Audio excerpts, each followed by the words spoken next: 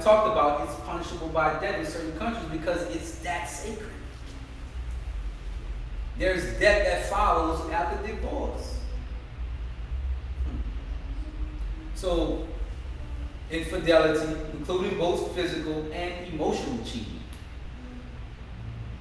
Physical and emotional, you know what physical cheating is, right?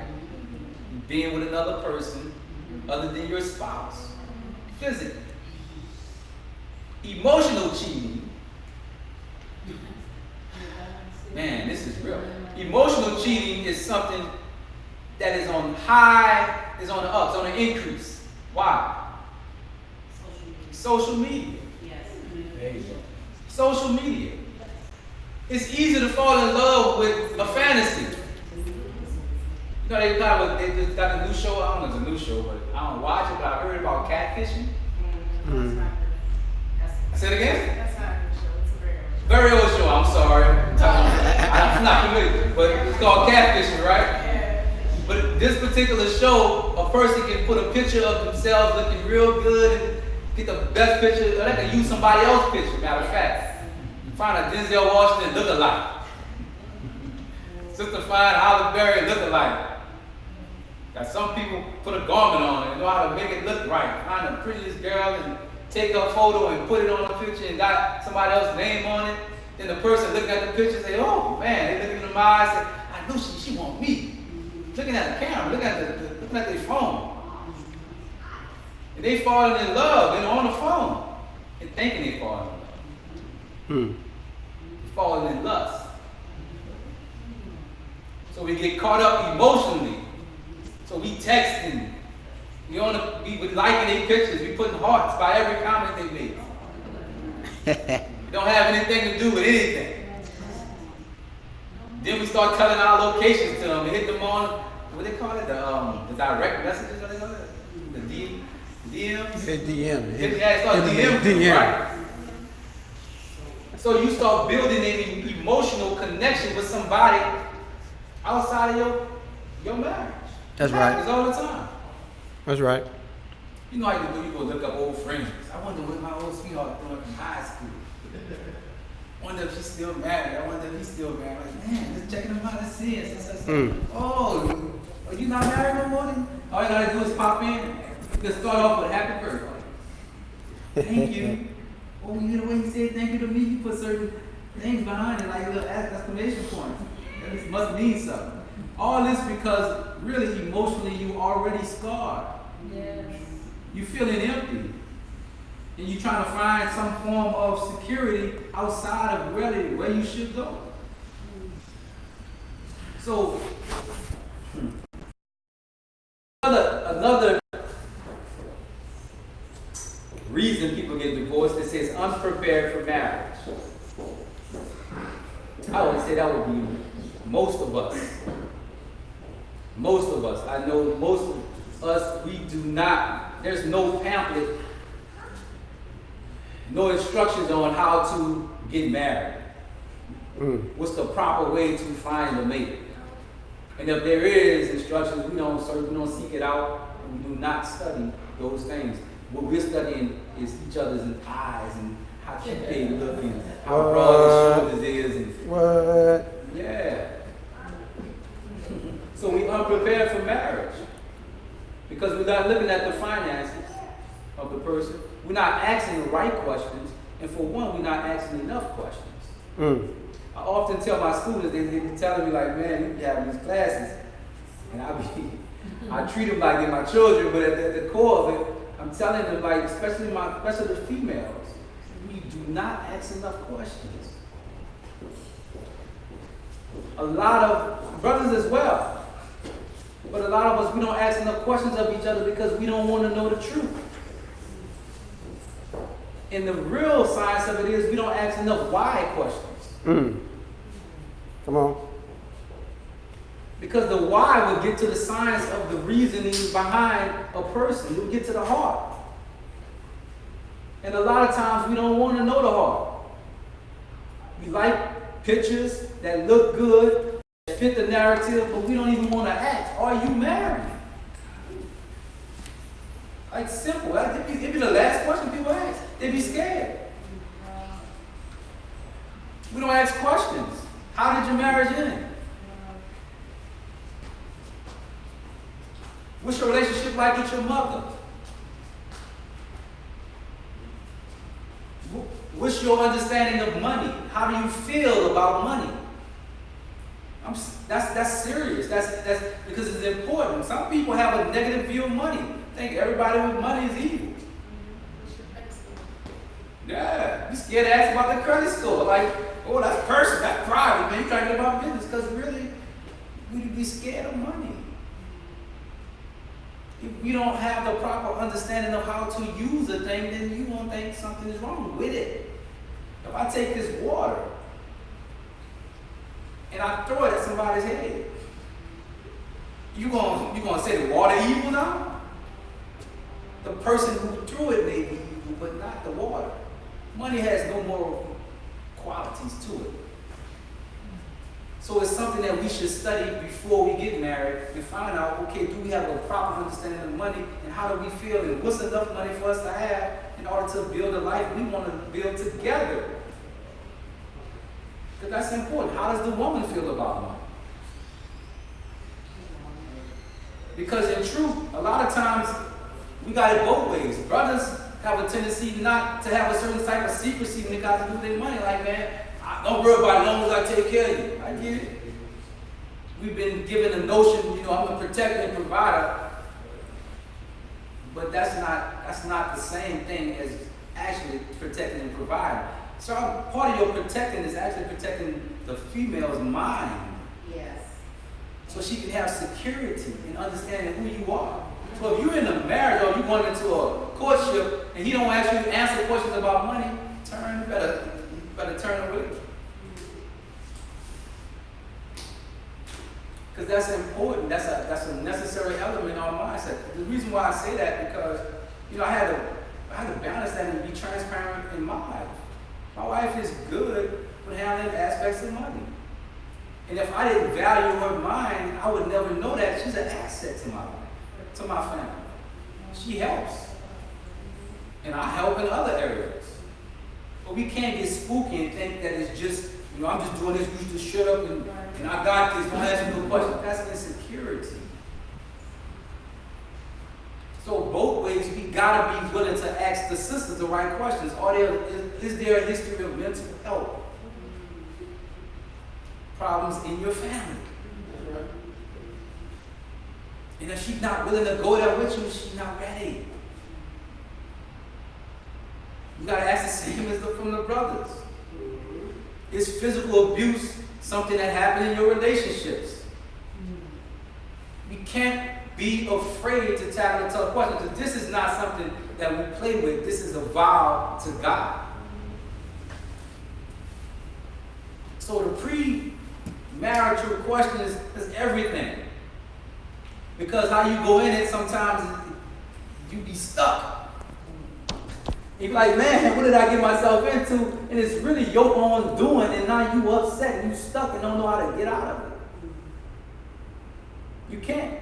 Because in truth, as Sister Ava teaches a lot, in terms of the water seeks its own level.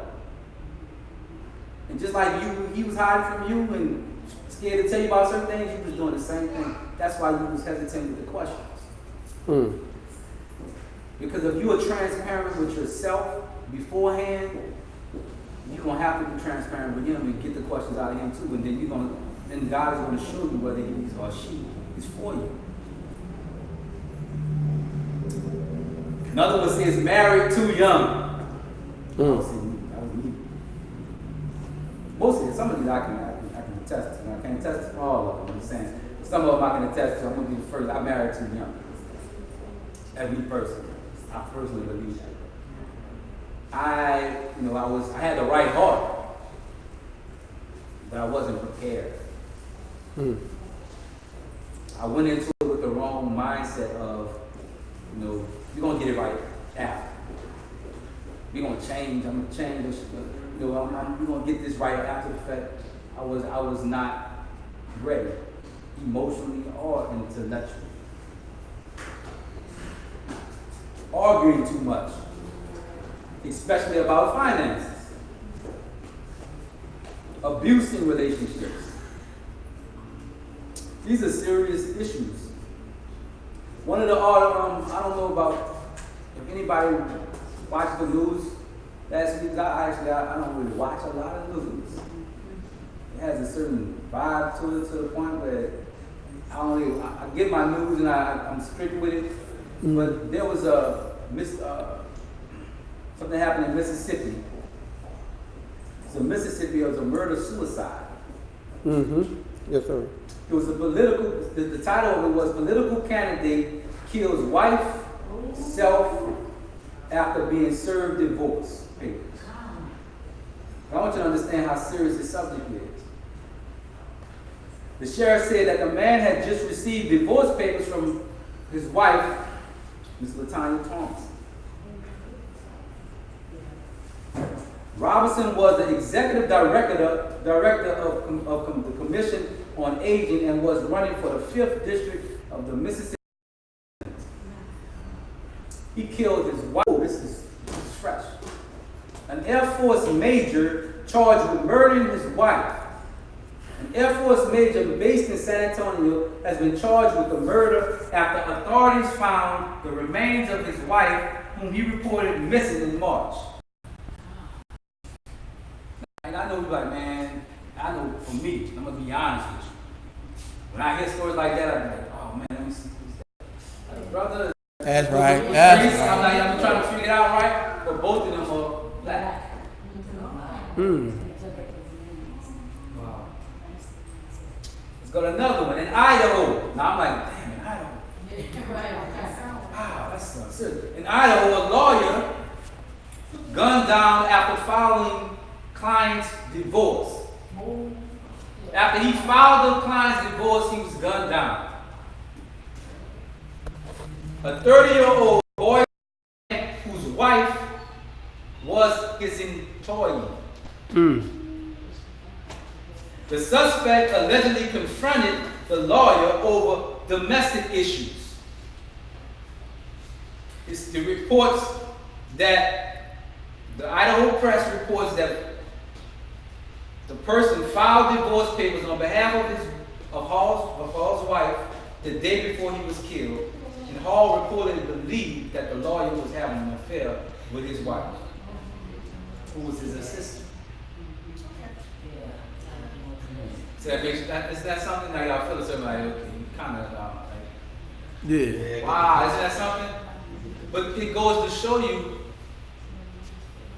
the pain. There's something that happens to a person when they go through heartache.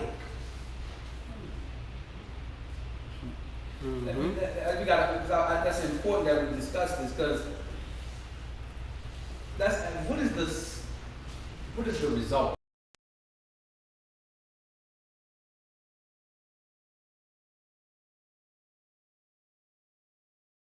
It was interesting. One of the books that I read is called Separation. Separation, Divorce, and Living Single. Right? It shows you how to transition to something, right? And it was one of the few books that helped me to understand what I was feeling. Right? It says one of the results of separation or divorce is, number one, is a broken heart. It's something that we play around with. Like, man, just get over it, man. Suck it up. I always tell the brothers for the most part. That's right. Sisters, we let them suffer in silence, and we go around. We don't really know what to do. And a broken heart is a real experience. It really is. And God Himself knows that your heart gets broken. That's true. He put it in the scripture. He put it there because He knows it happens. The first scripture that Jesus quoted about His mission, what He was on, is in Luke chapter 4, verse 18, and it says, "The Spirit of the Lord is upon me, because He has anointed me to preach the gospel to the poor." That's what we do. That's what Jesus do. Preach the gospel to the poor. He has sent me to heal, or let me just say bind, the brokenhearted, to preach deliverance to the captives, and recovery of the sight to the blind. So set at liberty them that are bruised. We gotta focus. I want to focus on a line that says to bind up the brokenhearted. Like, that's real, man. He's not deaf for no reason. And I know that I really think a lot for certain things and understanding, because, sometimes we get told to put our emotions on the side.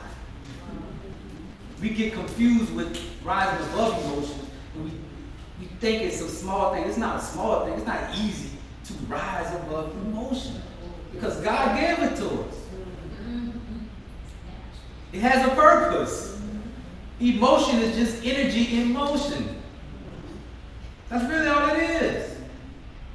It's something you got to put in its proper place. It's not a negative. It's not a bad thing. You know what I'm saying? It's emotion. We just the reason why we got to rise above it so that we can think clearly in situations. That's right. But it don't mean that you don't have them. Your feelings do matter. You know that, right? I know blind people feel, and we say it all the time, right? But in truth, the seeing feel too. Yeah. You feel like we feel the minister. Like, for real, magnetically. So the heart is the center of your life fluid. Think about this, the heart. And it's not just talking about the heart, but I want you to think about the physical heart. What does it do? What is the purpose? Why did Allah give us a heart? If it gets broken, it is detriment to you staying alive. It can stop you wanting to live. Turn into beliefs. Beliefs are not necessarily the truth of a thing. But how you feel becomes real to you. How you feel, you actually bring facts to back up how you feel. We do it all the time. In the word belief, I do. I had a chalkboard. I got a chalkboard. Yes, I got a real board. Do you have any I don't markers? like chalkboard. Do you have any markers? That would be great, but we don't have it. That's okay. We don't. But that's okay. Belief, in the word belief, B-E-L-I-E-F. You have two words. Yes. Be and lie. You have be and lie. So there are things that we believe that is a lie. That's not the truth.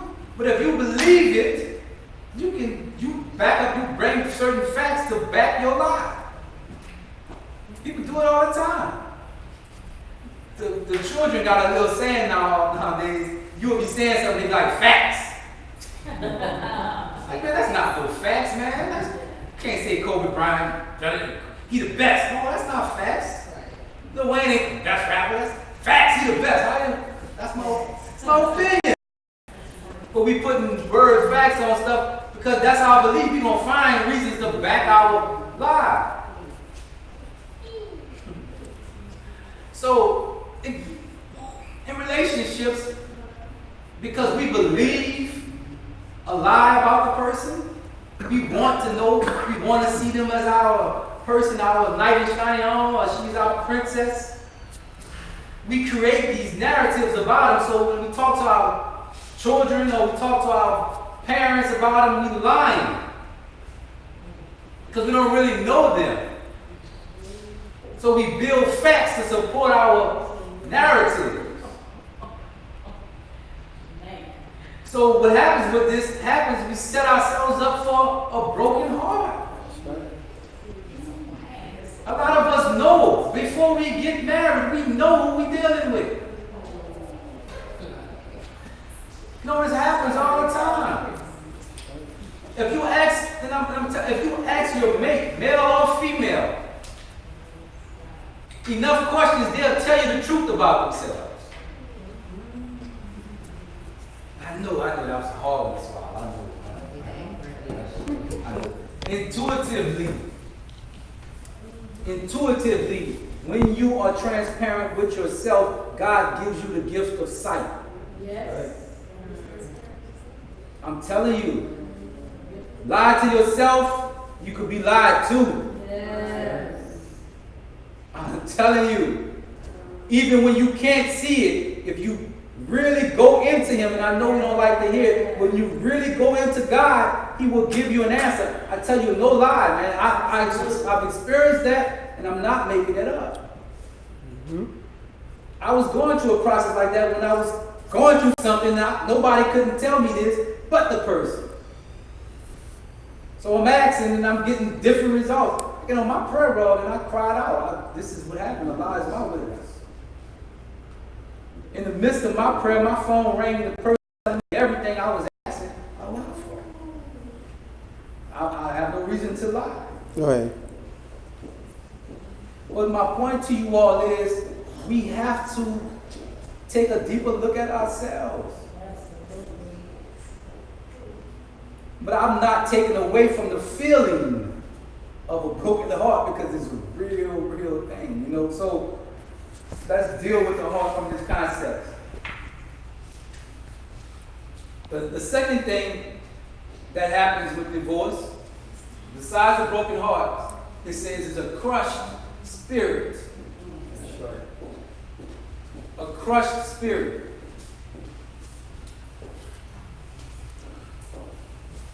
In Scripture, according to Scripture, I believe it's Proverbs 14, it says, the spirit of a man will sustain his sickness, but a crushed spirit, who can bear? You got to take a look at this. You got to listen to this. It says, the spirit of a man will sustain his sickness. Spirit is right, you'll be all right. Like your spirit, all right, work cheerfully, you'll get over it. Even if you're not feeling well, you'll be all right. But a crushed spirit, who can bear? We've all been in situations where our spirit have been crushed. I'm telling you, I was a young man. I'll never forget this.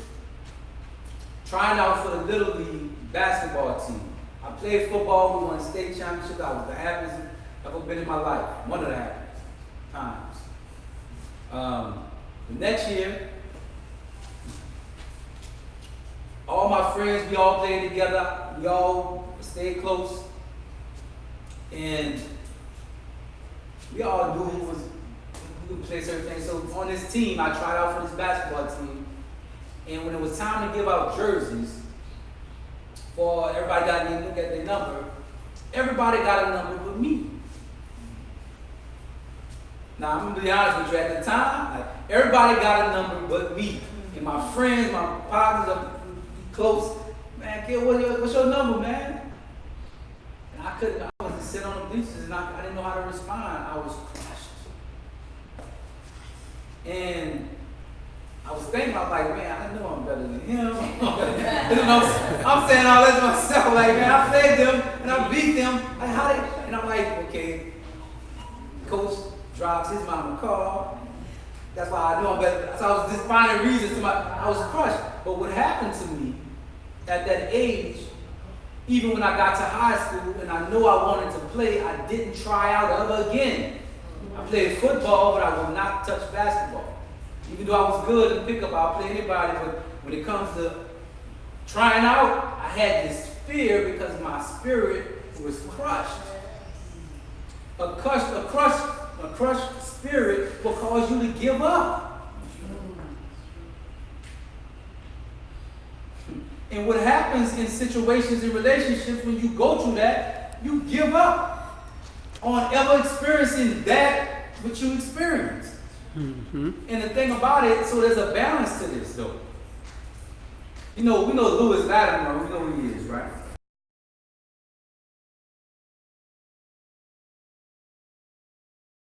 Babies, right? Lewis Latimer was a scientist, black man. You know, a lot of times we give the credit to, white people because we couldn't afford to patent our products. So we got the light, and everybody know, man, Thomas Edison invented what? Light bulb, that's what they say, right? But Louis Latimer was his That's right. assistant. That's right.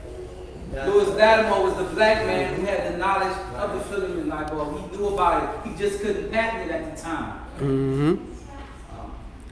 So we don't learn about those individuals. We learn about the other people, right? So, but there's a saying with Thomas Edison. So anytime I talk about Thomas Edison with my students, I always go to Louis Latimer. Because I don't just want to give him no credit that he didn't really deserve. That's right. But there's a saying about Thomas Edison that I. So he was able to get an answer to something through failing. If he would have gave up, there's a chance that he wouldn't have been known today. We wouldn't be talking about him right now. That's right. A lot of times we go through failures in life. That's a part of life. Yes. But if you get so stuck that you can't move past that, then you miss your real opportunity. Brothers and sisters, there is a brother for you after divorce. That's right.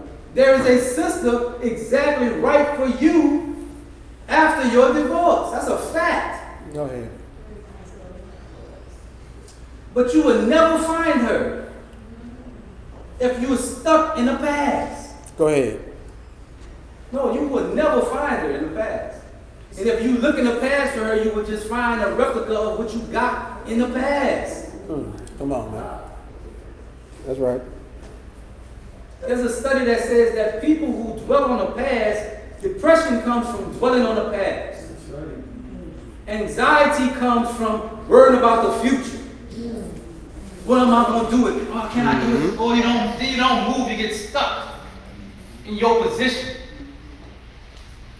The best opportunity you got is present time. That's right. The person you look at in the mirror that you deal with on an everyday basis, it's your time. It's your time to shine, for real. He or she is looking for you right now. But you stuck in the past. You can't get over your last hurt. And I know that sounds a little bit cold, and I'm sorry. But I really want to move us past because look, my wife had really something I felt bad that I couldn't go with her to go to do the things I already committed. But she would be here. She is my first lady, my castle. And I'm telling you, I wouldn't have found her if I was stuck in the past. And I'm happy by God's grace, you know. And I'm saying, people like knock on wood and all that stuff. But in truth, I'm happy. And I'm grateful for what Allah has shown me by moving past what I was feeling. I accepted it, but I had to go through a process. So it's not an easy process, man. This thing is real. That's right. Heartbroke is real. They got individuals. Man, I'm transparent. I give y'all my whole life. I have my exes looking at this like, oh, you're talking like, I'm sorry. I lay it out there. I do. I remember my first so-called real girlfriend, right? And me and my best friend went by her house. And we went by her house, and her mama came outside, and she was stalling. I was like, she just asked me a bunch of questions. Just stalled. I met her before. I normally go inside and talk. She just stalled. I'm like, why she stalled? Next thing you know, a young man comes out of that house. I was kind of like in shock. I think in my little small relationship, I was a little broken hearted, right? I ain't saying nothing, but I was trying to play it cool. My partner, he was my friend, he looked at me and said, man, she trying to play you. I would have said it to me. I couldn't even say nothing. I was just had that look like, what? Man, I say this, everybody knows. But look, I didn't speak to her for 4 years. I was in the same room with her for home for 4 years. I forgive you now. I was young. I don't mind. Good now, but at 4 years of my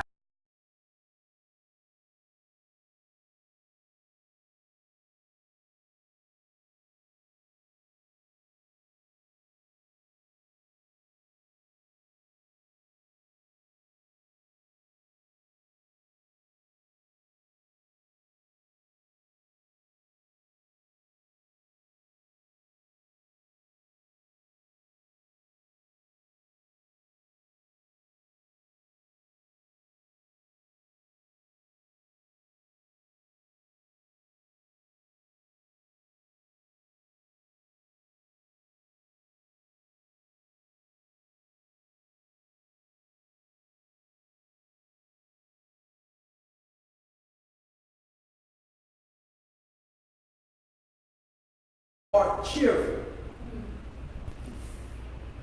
But a heartache crushes the spirit. Remember, we talk about the word cheerful. And fear. Yes, sir. Because a happy heart makes the heart cheerful. But a heartache crushes the spirit. You got a heartache in that, and this is the thing. And I'm not just talking about relationships, but we all have relationships. Other than, it don't have to be sexual. We all go through phases with somebody who's your close friend, break your heart. Some of us go through religious, when we get our heart broken. When you put your trust in certain level of authority and that person breaks your heart, kills your spirit, makes you don't come around. That happens. And I understand we label it as, man, that person being weak, stay strong. So that's true. You're supposed to stay strong. You're supposed to find ways to gird up your loins and gain weight so that you can overcome all obstacles. That's just the way we talk. And it's the right way. But there's a process to it. That's right. It's not just easy as abracadabra. You know, Proverbs 17:22 says, a merry or a cheerful heart doeth good like a medicine, but a broken spirit dry the bones. I thought this was profound, man. I mean, I ain't gonna lie to you. I want y'all to understand, when we're dealing with dry bones, that don't sound right. And dry bones in the valleys, God talks about them. Yes. But why are you dealing with dried up bones? Why is that significant? See, because we talk about the heart earlier. See, the heart is one thing, but bones, what are bones? Bones are cartilage that holds blood. It's a factory for blood. Inside the bone is what you call the marrow. Yes. Ooh, we got to deal with that marrow. Listen, because doctors will tell you that the marrow is one of the most important organs on the human body. The bone marrow, the marrow of the bone is one of the most important parts of the human body. Why is that? You got a pancreas that's bad, they take it out or they replace it.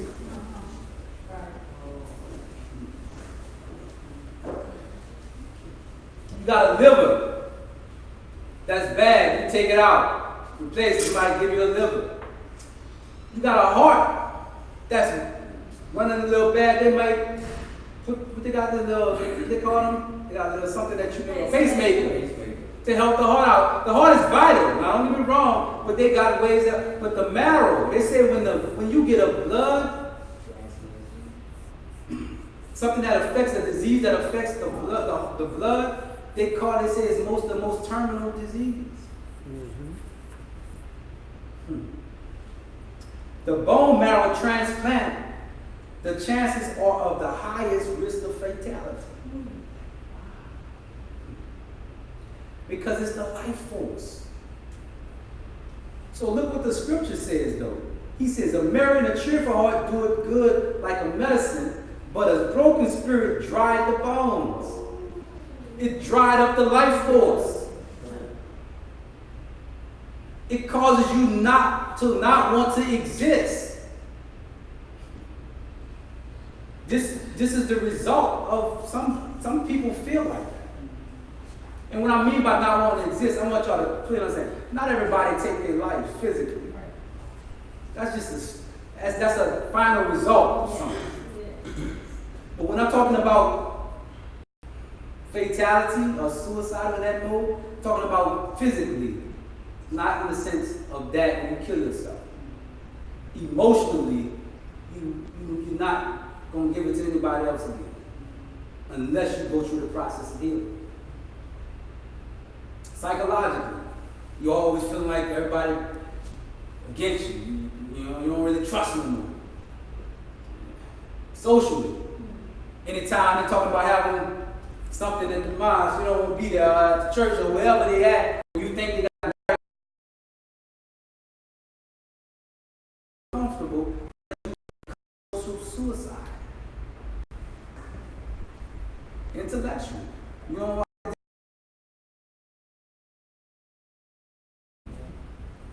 gotta be honest with yourself.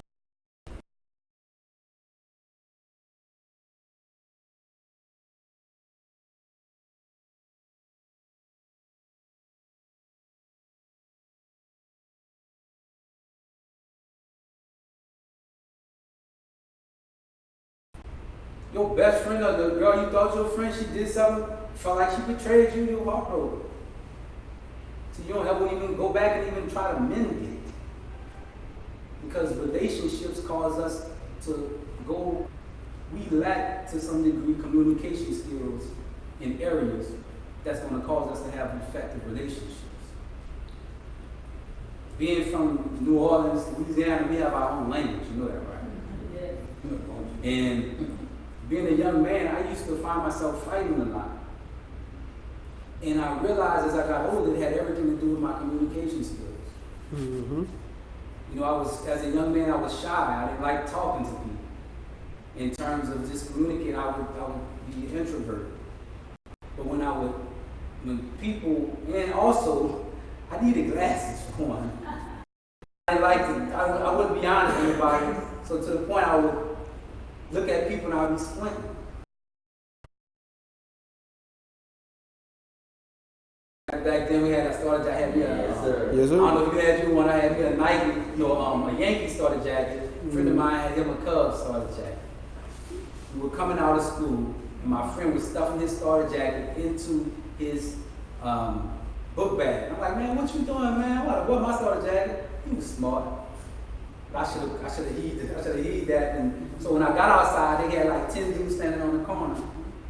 It's New Orleans stuff. We know how this works. 10 dudes standing on the corner.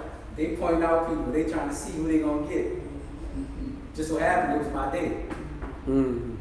They walk behind me trying to basically instill fear in me. So I turn around. He just trying to take my jacket off. Literally. So I turn around. We from the night war like, okay, you got no gun. Next thing you know, I hit him, and I swear to you, like for like 10 people that hit me, and I'm going back fighting, but it didn't get my jacket, but I was crazy. Because they was hitting me, and I kept getting going against so much in my nose, but they did leave me with a crooked nose. To this day, I never got it fixed. But for the most part, because my back was against the wall, they didn't get my jacket because my friends was on the football team at the time, came and they just broke out running. And ever since the 4 years of my high school, after that, I was paranoid. So anybody who came close to me, it looked like they wanted some static, get hit before I said anything. And it happened so many times. So I would get into fights with people just by people playing. And if I thought something was happening, I wasn't going to wait for the next person to jump me.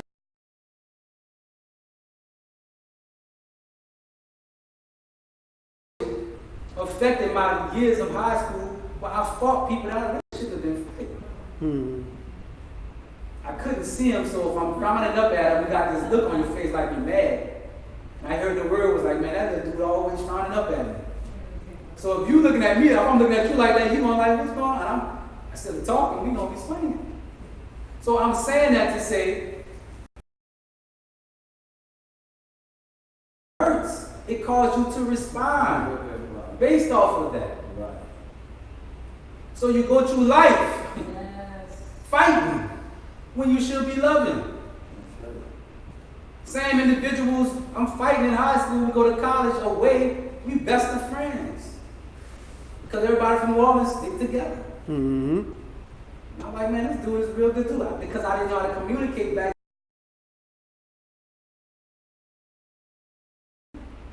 That when you're looking at yourself, you gotta find out what is your impediment to your relationship. What's causing your relationship problems? Because it's in the house. It's a survival mode. What I mean by survival mode, it runs like, it's simple, man. If they line,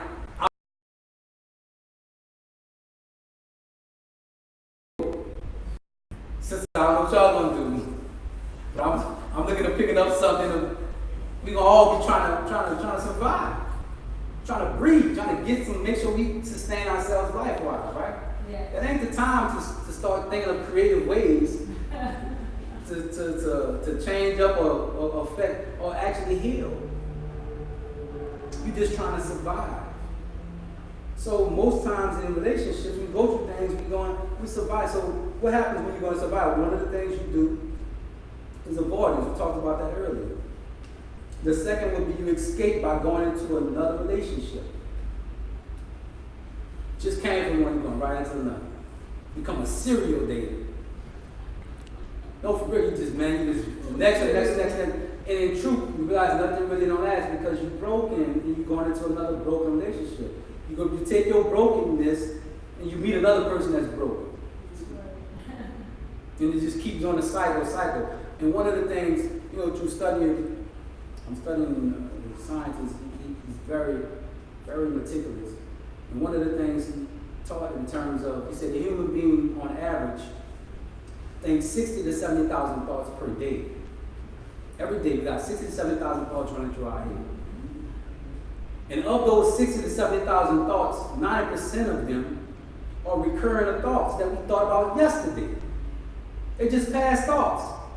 So just like you got up and you brushed your teeth, you did the same thing yesterday, you're going to do it tomorrow. That's just some reoccurring thoughts because that's past. That you be living off of our past.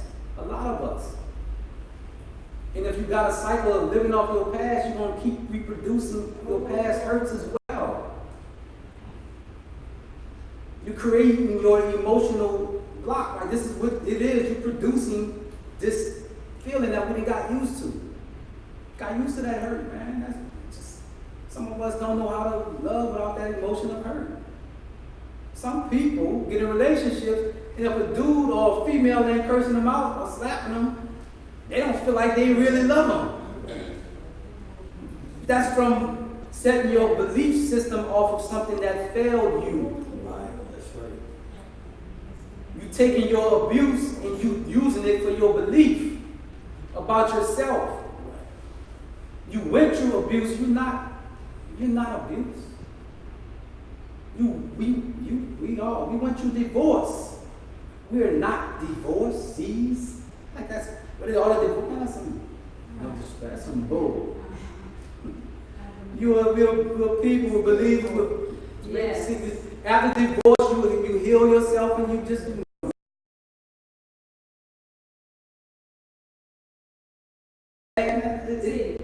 It's just something that happened in the course of life and your growth. Yes.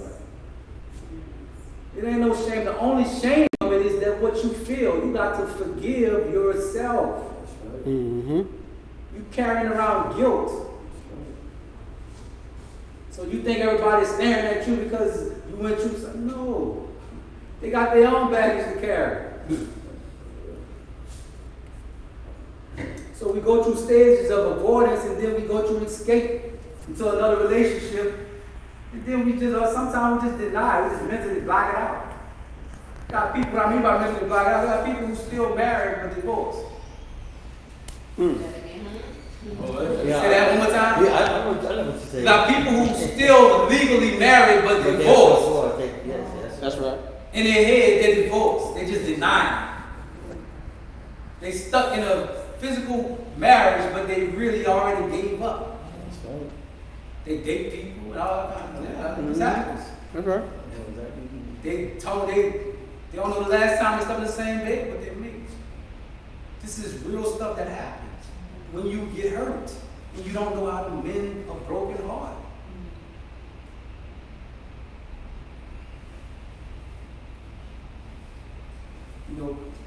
We stay married for different reasons. And I want to say this because I don't want to get stuck in the terms of that you got to go. No, what I'm telling you is there's possibility to heal your broken relationship. If you in it now. You might as well fight to the death. To that. You keep fighting to restore what it is that God has allowed you to get into. There is no failure in a person who continues to try to work on it. The last thing that we talked about earlier, in order to alleviate yourself from these particular, you got to go through a moment of acceptance. We have to go through a process of acceptance. I'm not giving the time because my phone is not. 1 minute to 9. 1 minute to 9, sir. Perfect. You have to go through a mode of acceptance. What I mean by the acceptance is, look in the mirror and see where I'm at in this thing. This is what's happening. I'm going through a divorce, so I'm separated from my spouse. This is where I'm at. And I look at where I'm at. If I don't like where I'm at, okay, what I have to do to change where I'm at? I don't care what the other person is doing. What I got to do to change me? Because what happens is, a lot of times, and this is why we don't really do much, because times we hear things that ring a bell, we think about the other person. Man, they really need this. Why do you care what they need if it's you right now? I mean, it's really about you. One of the things in the panel that I thought was profound, not just because she's my wife, but she said this. She said, sometimes, you are divorced and separated, or you get rid of the person you felt was causing you the most pain, and you still miserable. Mm-hmm. Like, what is that? Come on. But part of it is your mended or your broken heart is there, and every time you think about the person, the pain is there. The person is really, truly living rent-free in your mind. That's right. Woo, come on. They moved on with their lives, and you still harping, so you can't. As soon as you get around somebody, you can't wait to just let loose to tell you how bad this person is because you feel bad. See, there's something about harboring and holding on to something that's not good for you. Mm-hmm. Pain is not supposed to be forever. That's right. Pain represents a lesson for a time. If you're going through continual pain, that's because you haven't addressed the problem. Come on. That's really what it is. If it's that much pain, you got to take it out. But if it's consuming you to the point where you can't move on with your life, then you gotta make some type of acknowledgement about yourself and really come to some form of acceptance. That you may not be ready for a relationship at all right now, because the one you really need to work on is with self. That's right. I'm just at the core of the relationship that you really got to invest the most in is into self. Mm-hmm. That's right. So what happens with acceptance is you start to retrieve yourself back. I'm showing you what that looks like. Like for me, I'm just be honest with you. What happens, you go through this process where you start looking at yourself and saying, man, boy, look, that's a handsome young man right there, right? You start checking yourself out. No, I'm just being honest with you. It may sound vain, but I'm telling you what I did. For me, I started looking at myself better. Not through the eyes of no one else, but myself and God. That's right. And I started seeing what God saw.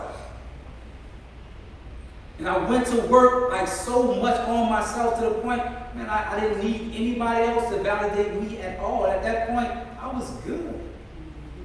That's when I knew I was on the process of growing. So what I mean by retrieve is a lot of us, and I know me personally, I like being married. Like I enjoy it. I like the fact that I like spending time with my wife. I ain't gonna say I'm different, but I love being around my family. Me and my family having a good outing, going out and eat. That's my thing. But I'm telling you, when I got divorced, I missed it so much. But at a certain point, when I knew I was getting through a process of healing, because I started liking to go out by myself, I was good. Mm-hmm. I was all right. It was like, I got this. I'm going to see my favorite movie today. With somebody I know, by myself. Mm. I wanted to get my favorite meal. I'm going to cook myself my favorite meal. I started courting Brother Gilbert. Go ahead. So I started taking my healing serious. Like, this thing is real. It's like, what they call it, Operation Get Brother Gilbert back. Like, get yourself back. That's right. Get your independence back. Because what happened is, when you put your crutch to the point on somebody who's fulfilling the need, And I had to look at that. Who's fulfilling the need? You lose at the end, in the end. Because at the end, what happens is you want to get your identity from your mate. And you should have your own identity of who you are. You're somebody special to God. That's right. And that's important for all of us to really recollect and understand that, man. Like, if you are healing yourself and you're whole, two whole people produce a healthy relationship. Two people who really working on themselves, man, they produce something really special. And a lot of times we hear and we clap. It sounds real good, and I can get that, but the work, man, it's really, that'd be the hard part. Mm-hmm.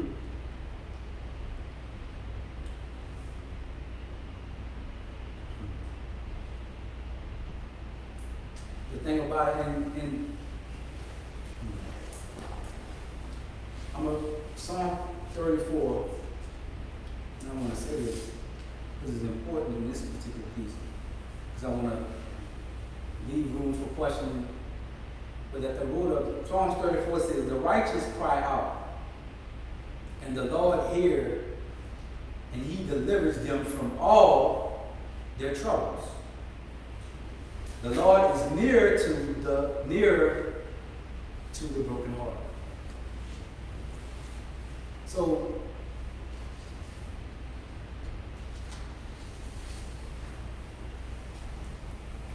it says, 18 says, "The Lord is nigh unto them that are of a broken heart, and saveth such as be of the contrite spirit. Many are the afflictions of the righteous, but the Lord delivered him out of them all." In Islam, we hear it all the time, and it becomes cliche for a lot of us. But we're told in situations or times like that, that we should seek refuge in Allah. And a lot of times, people, to be honest, the panel was so honest, it was so refreshing. Because you heard the sister, she was like she got tired of people telling her that, right? And I understand what she was saying, because and that's the answer for everything.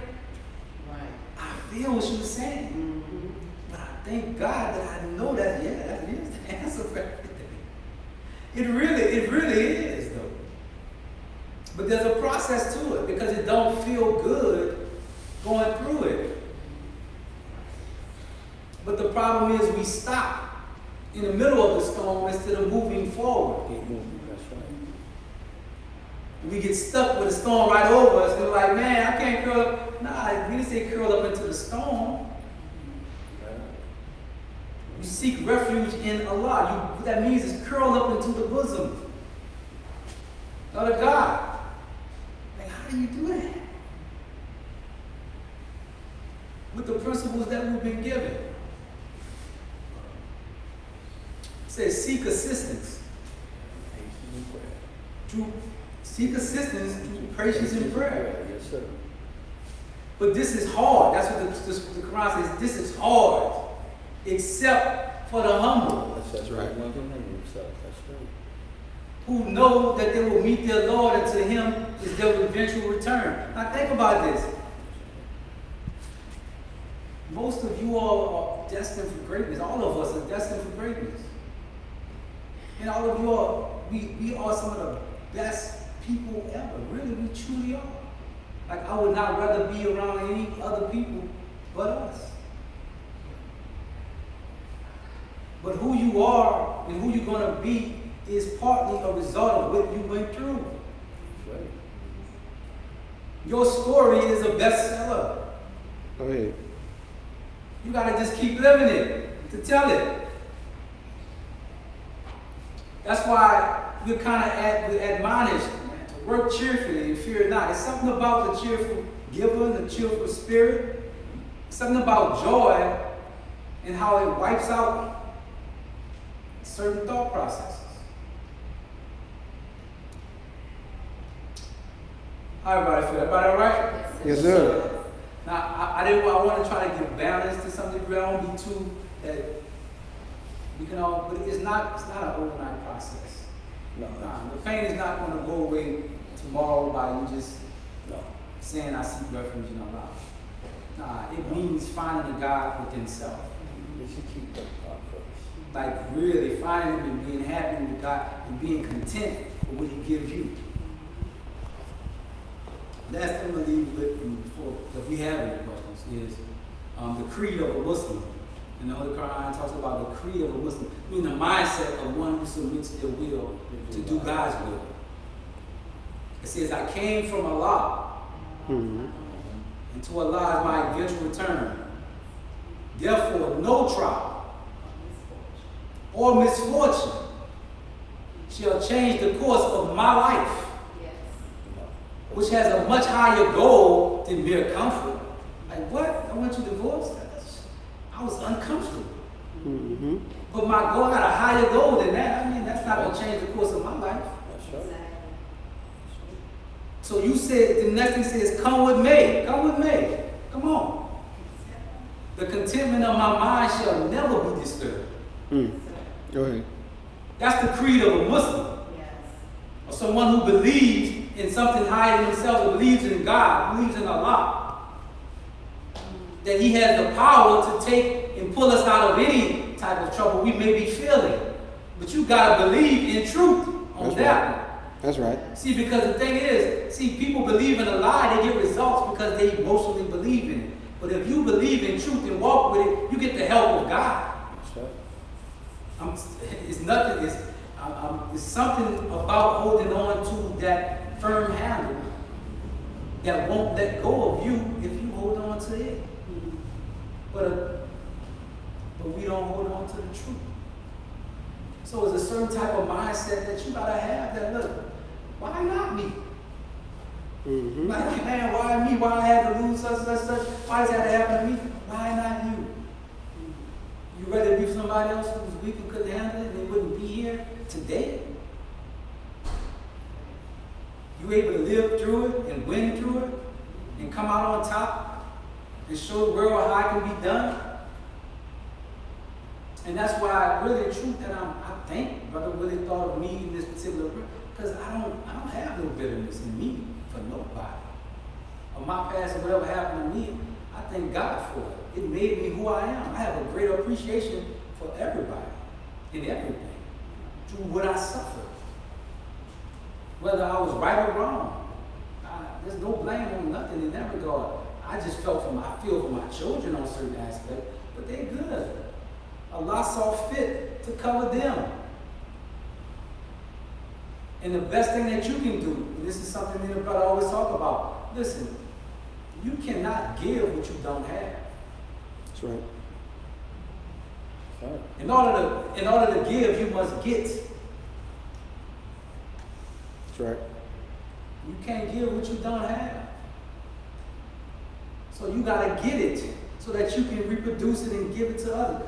There's certain things you gotta give to your children that you being stuck in time, they missing out on because you still stuck. And the sister, she done moved on. She don't want what you want. So what? He chose, he made a choice. Let him go. Allah is pleased with his, let him go. I'm just telling you. So you gotta be pleased with Allah allows. You gotta be comfortable and okay and move on and basically be, because the thing is, listen, every negative thought, it produces what's on your face. If you upset over him, you're not gonna meet that dude looking for a certain look. Yes. If you mad at her so much, you can't even get mad. Girl, she gonna look with us, man. You looking too ugly. You're frowning up because you mad. Every thought has a vibration and it comes across. That's right. So I would say this: find your happiness in God. That's right. Believe me. And if you not find it in there, you got the wrong God. I'm sorry. That's right. If you can't find him in there, I'm just because he paid your life. He's here to give you life and life abundantly. And we focus on the lack. Think about that. Give you a big old sea of people, like got a multitude of people to choose, and we still choose none. So I want to thank Allah for allowing me to come before you with the greeting words of peace and paradise. Assalamu alaikum. And I was told, I heard Brother Willie say that, did he mention anybody have any questions? Okay. I have a question. Yes, ma'am. I know you spoke about transparency, okay, and lies. I was in a courtship. Do you think that people are truly transparent, truly honest during that process? That's one question. And to add on to that, sometimes a community can see a certain aspect of that person, and a spouse or family members see something different.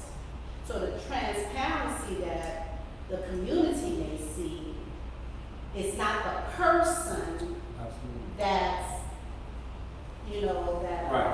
Allah sees, because Allah True. knows all. Absolutely. So the first question was, do you think that people are really transparent, honest during that courtship process? No. Answer that easy. No. No, because the results, no, really, true. Not all, no. Mhm. Not all, no, because you wouldn't be having the results that we have. And true to transfer. And that's something that I think we have to do a better job of vetting, all of us, as a community, as the individuals who are courting. We got to do a better job of vetting and really not ignoring signs. Right. Yeah, there you go.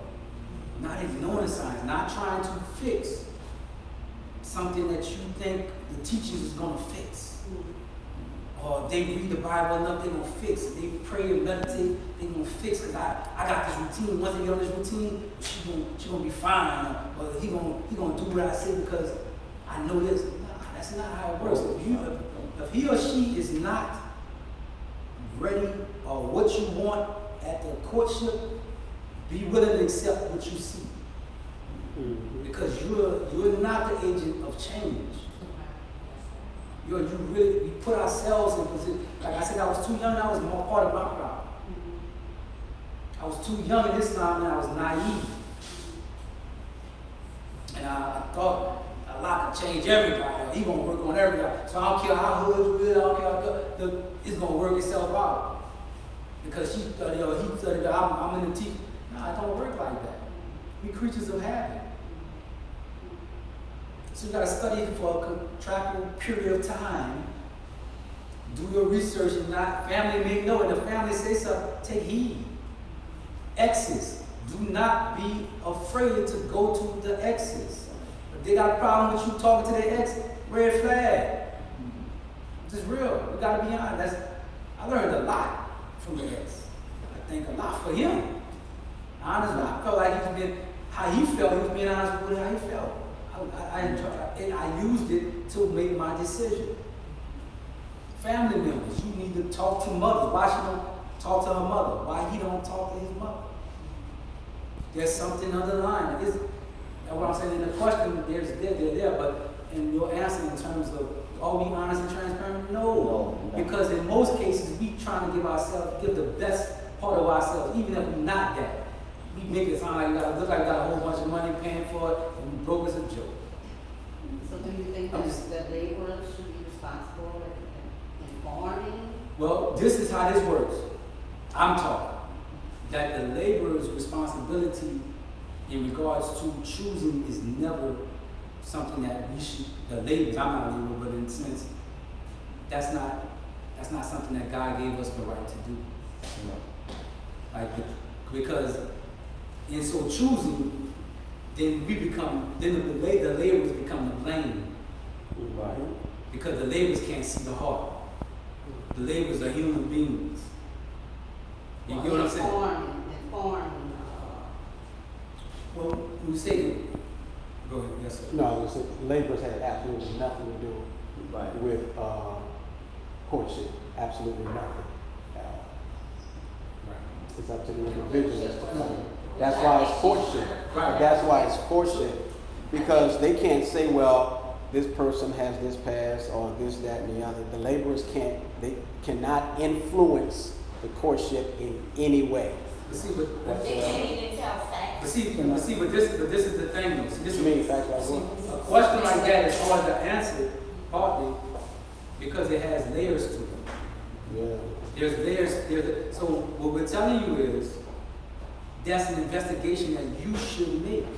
There you go. Right? And I know that's, and if a person lies, if you get married to somebody that's a habitual liar like that, you kind of got to look at your lens. I'm sorry, I know that's hurtful, and I know that's a hard pill to swallow. But if there's that much red flags in it, it's because what happens is we can't choose this person for this person because we'd be sitting up here getting blamed for every situation that happens in the person's life. And it's something, listen, and that's how I had to learn this the hard way, but it's true. Allah gave everybody their mind. It's not my responsibility to think for you. I can't even think for my own children. And when I try to, that's when I get the problems. That's when I get the kickback.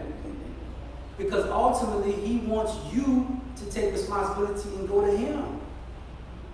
And then you be accountable. You can't give that to nobody.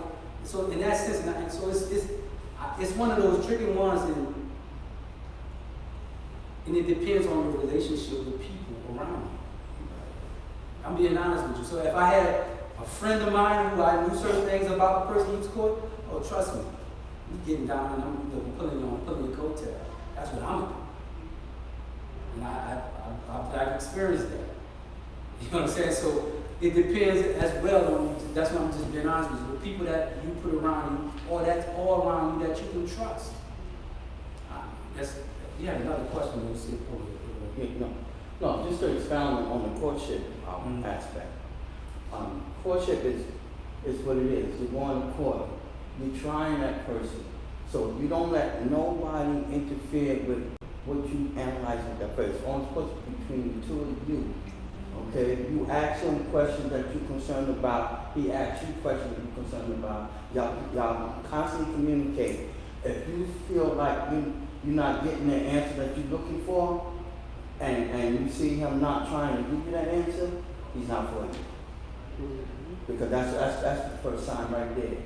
Okay? And as far as other people are concerned, even exes, some exes will tell you things that are false.